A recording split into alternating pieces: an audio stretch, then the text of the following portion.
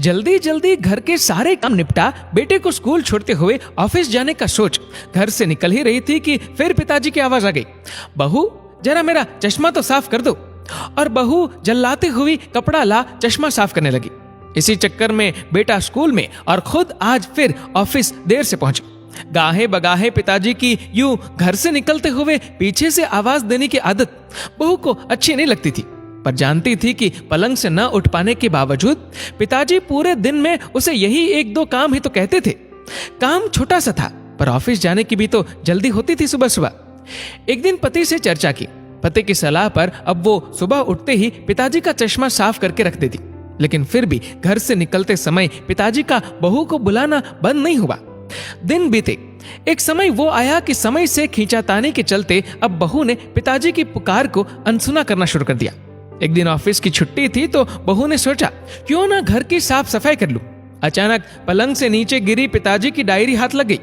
उसे पलंग पर उठाकर रखते हुए उत्सुकता हुई कि देखूं तो सही पिताजी सारा दिन क्या लिखते रहते हैं। यही सोचकर यूं ही खोल दिया एक पन्ना।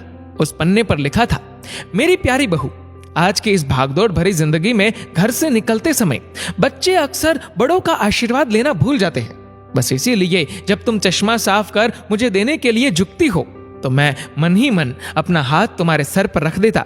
वैसे मेरा आशीष सदा तुम्हारे साथ है बेटा। आंखें नम हो गई। बस अगले दिन से ही बहू ससुर का रिश्ता मानो पिता पुत्री में बदल गया। अब 5 मिनट पहले तैयार होकर बेटे को स्कूल छोड़ने के लिए पिताजी की आवाज से पहले ही बहू चश्मे को साफ कर देती। पीने के पानी का जग उनके पलंग के सिरहाने रखती। जाते समय लाड़ प्यार से 2-4 वाक्यों में सारे दिन की हिदायतें देती। कभी उनके फल या दवाई न खाने का उलाहना और अंत में, अच्छा बाबूजी ऑफिस को देरी हो रही है, चलो बेटा बाबूजी को बाय बोलो, कहकर घर से निकलती। बूढ़ी हड्डियों में न जाने कैसे ताकत से आने लगी। दवाई वही थी, पर सेहत में सुधार 10 गुना होने लगा। पिताजी स्वस्थ होने लगे थे, परंतु अचानक एक दिन हृदय गति रुक जाने से स्वर्ग सिधार गए। उनके अंत समय में उनके मृतदेह के चेहरे पर संतुष्टि के भाव की भी पूरे परिवार में खूब चर्चा हुई थी। आज पिताजी को गुजरे ठीक 2 साल बीत चुके हैं। आज भी बहू रोज घर से बाहर निकलते समय पिताजी का चश्मा साफ कर उनके टेबल पर रख दिया करती है। उनके अनदेखे हाथ से मिले आशीष की लालसा में आज भी सुबह घर से निकलते हुए न जाने क्यों ऐसा लगता है कि अभी आवाज आएगी, बहू जरा मेरा चश्मा तो साफ कर दे। माता पिता का अदृश्य आशीष ही ईश्वर की कृपा दृष्टि है। जीवित माता पिता की सेवा मरणोपरांत किए गए पितृ कर्म से कहीं अधिक उत्तम है।